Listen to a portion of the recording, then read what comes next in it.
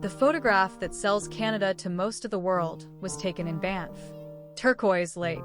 Snow-capped peaks reflected in water, so still it looks like a mirror someone placed in a valley for exactly this purpose. A single canoe, or nobody at all, depending on the version. It is one of the most reproduced travel images in existence, and it is completely real. Lake Louise looks exactly like that, and Moraine Lake, 20 minutes away, arguably looks better. What the photograph doesn't show is that Banff is a 4-hour drive from Calgary, which is a 10-hour flight from London, or a 5-hour flight from New York. That the park receives 5 million visitors a year, and the parking lots at Moraine Lake fill before 6 in the morning in July, which is why Parks Canada now requires a shuttle reservation made weeks in advance just to access the lake. That Banff is in Alberta, and Jasper, equally extraordinary, less visited, 2 hours north, is in the same province, and that together they represent one corner of a country so large that flying from Vancouver to Toronto takes the same time as flying from London to Istanbul. Canada is the second largest country on Earth. This fact is known and almost universally unprocessed. Tourists arrive with an itinerary that treats Canadian geography the way you treat a small European country. A few days here, a train to there, a long weekend somewhere else, and discover, usually somewhere around day 3, that the distances between the things they want to see are not inconveniences to be managed but defining features of the country itself. The space is not empty. It is the point, and not understanding that before you arrive is the mistake from which all other Canadian travel mistakes follow. Here is what the scale means in practice. Vancouver to Banff is a 9-hour drive through 3 mountain ranges, or a 1-hour flight followed by a 4-hour drive. Either way, it is not an afternoon trip. Toronto to Quebec City is a 9-hour drive or a 90-minute flight, but Quebec City to the Gaspésie Peninsula, which is where the province actually reveals itself, is another 5 hours east.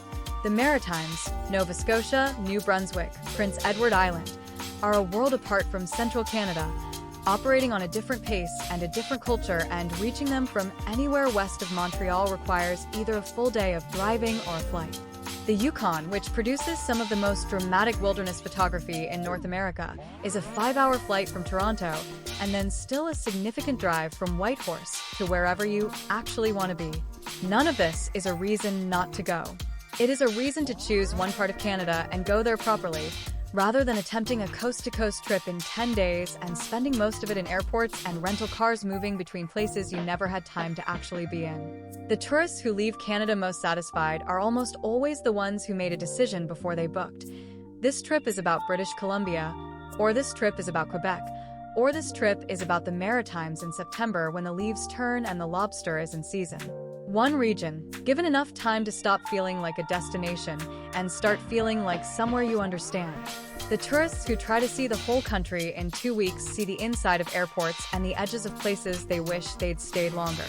The second mistake follows directly from the first, and it is about the national parks, specifically about the gap between what people imagine a national park visit involves and what it actually requires. Banff and Jasper are not parks you drive through.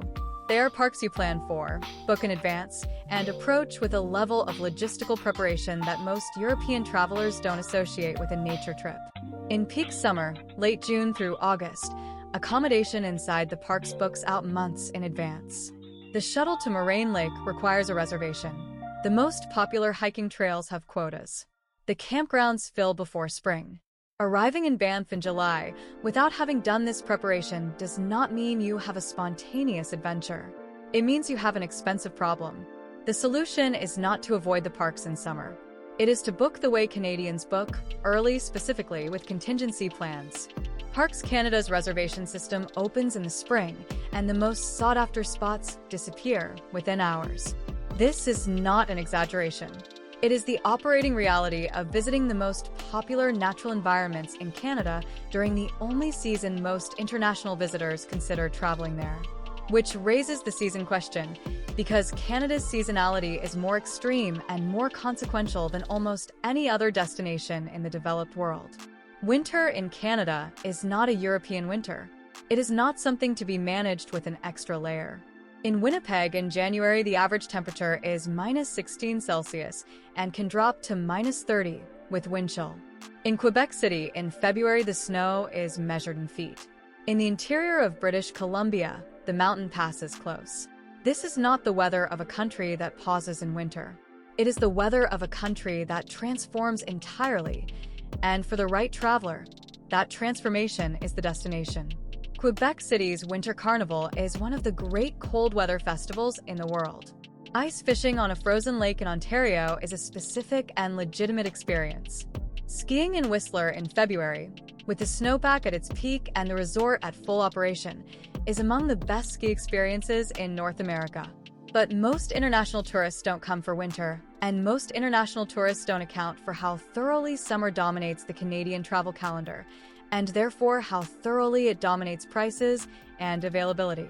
July and August in Banff, in Vancouver, in Prince Edward Island, in the cottage country of Ontario, are peak season in a way that is absolute.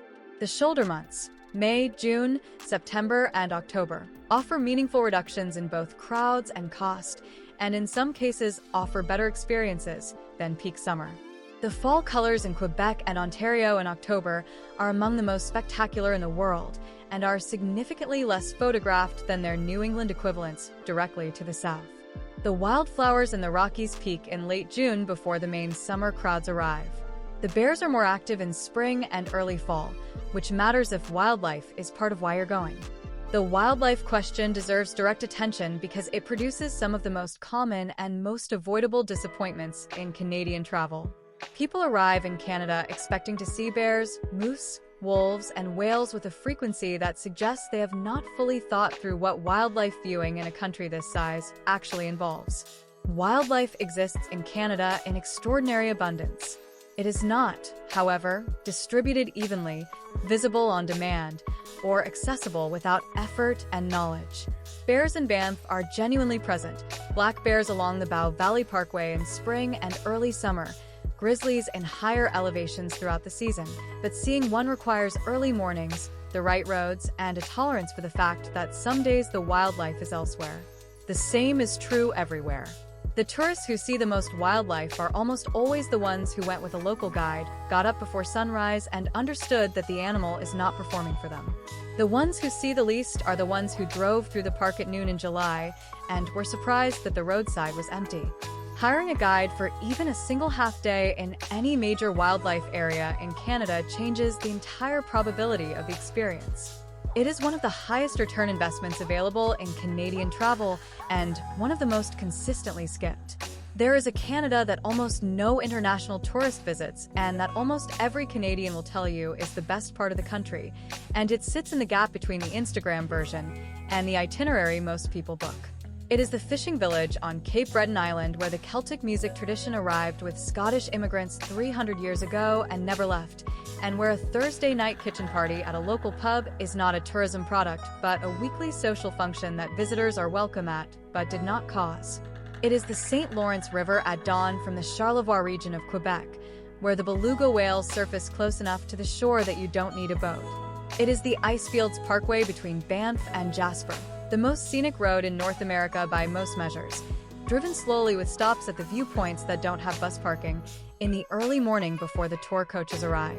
It is the Haida Gwaii archipelago off the coast of British Columbia, which requires a ferry from Prince Rupert and some flexibility about schedules and repays both with a landscape and indigenous culture that have no equivalent anywhere on the continent.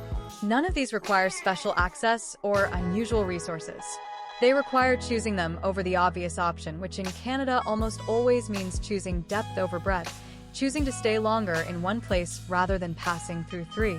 The last mistake is the most Canadian one, in the sense that it is specific to how Canada presents itself and how that presentation misleads. Canada is an easy country. It is safe, English-speaking for most of its geography, equipped with the infrastructure of a wealthy, developed nation, and culturally familiar enough to most Western travelers that it produces almost no discomfort on arrival. This ease is real, and it is one of Canada's genuine qualities.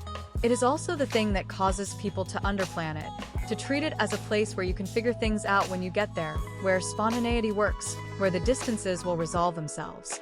They don't. Canada's ease is at the city level. At the country level, It is a wilderness with cities in it, and the wilderness does not reward under-preparation.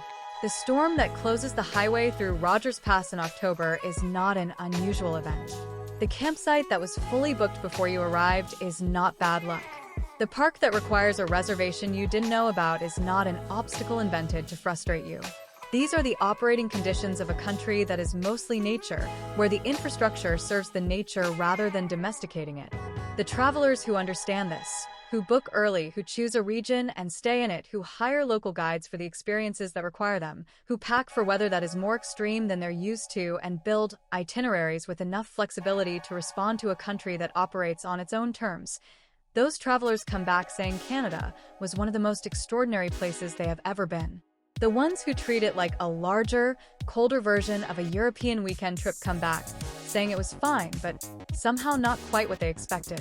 Canada is exactly what it looks like in the photographs. The error is assuming the photograph tells you how to get there. Thanks for watching.